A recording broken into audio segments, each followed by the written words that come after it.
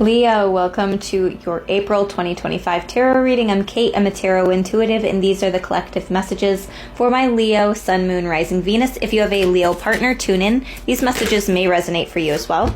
The first couple of cards wanting to come out are the Lightning Bolt. It says, figure shit out on your own. So if you feel like you've been leaning a little bit too much on a friend or a little bit too much on Google, Spirit's encouraging you to use some creative problem solving. Instead of trying to look up inspiration to see how has everybody else done this, Spirit's saying, figure out how you can do this. What makes you special? It's like going into inventor mode. Like, what can you come up with? What can you create? And it says, you do you. Stop trying to change people. That shit never works. So focusing on yourself, especially if there's somebody in your life where maybe they really just frustrate you by the choices that they make. It's not up to you to try to convince them to make different choices.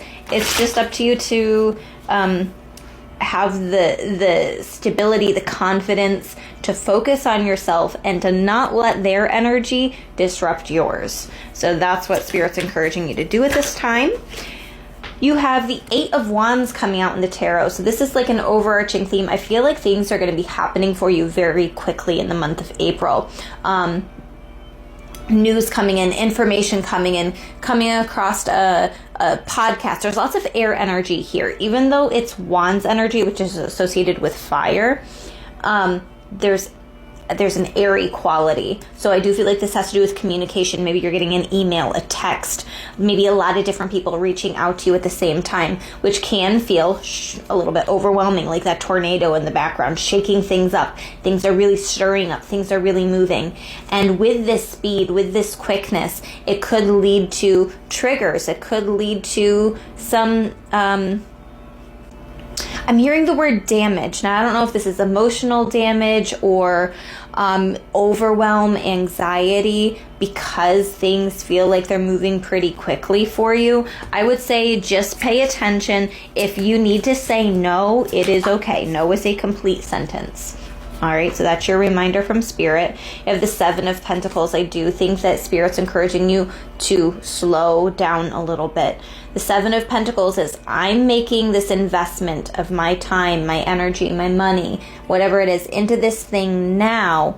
And I know that I might not see the immediate effects of it, but it'll pay off long term. Okay, so there's some type of long-term investment that Spirit is encouraging you to make. And if it feels like there's frustration there on, I am so used to things being chaotic.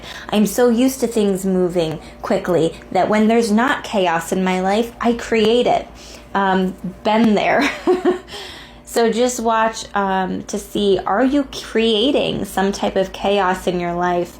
And is it important that you just allow yourself to remain grounded and to invest your time and your energy into something? Now, maybe this is a yoga journey where at first maybe it's like, I haven't done yoga in so long. It's really going to take a lot out of me. It feels like making excuses, right? Spirit's saying, stop making the excuses.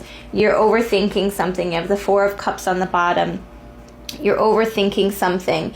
And you're maybe trying to figure out, like, either seeing the worst in a situation or seeing the worst in somebody. You could, and this probably is linked to trauma too, but trying to like figure out and sort out all the potential dangers of a situation. The cat is up there about ready to jump on that fishbowl, right? It's like trying to figure out all the dangers and all the reasons not to do something. But what's the reason to do it? Why should you do this? And be focusing on that. So it's like, what are you focusing on? Because that's the energy that you're going to be bringing more of into your life. So figuring out what your focus is on at this time and then seeing if you need to pivot from there.